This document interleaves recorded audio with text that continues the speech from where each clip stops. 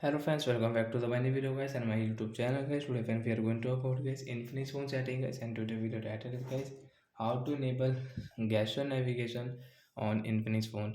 Friends, you want to enable guys your phone gesture navigation. So find how to enable gesture navigation Infinix phone. Today friends, I am going to show you in this video guys. So before starting video friends, first of all go and subscribe the channel, click the bell icon, like the video guys. Friends, open your phone setting to enable gesture navigation. After enable guys, how to use gesture navigation we will talk about. First friends, we will enable, and how to enable system setting is we will enable system navigation guys. Tap here.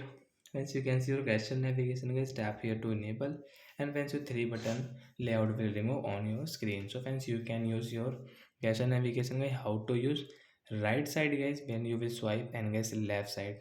So guys, you can back, right and left side guys we can back. You want to close guys any app, so guys you can close your app like that.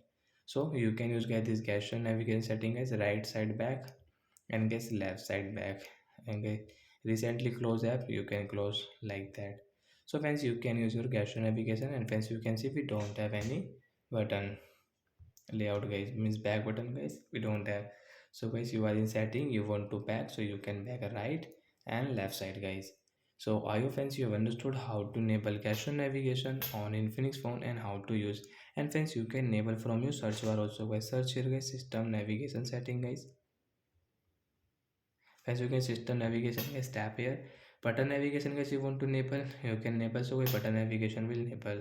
But guys, we want to use gesture navigation, we will click on gestures. Left side you can back, right side and close app. So that's it guys, thanks for watching the video. I hope friends you understood how to enable gesture navigation and how to use it in Infinix phone. So bye bye guys, we will meet on next video. Before going, please go and like the video, subscribe the channel.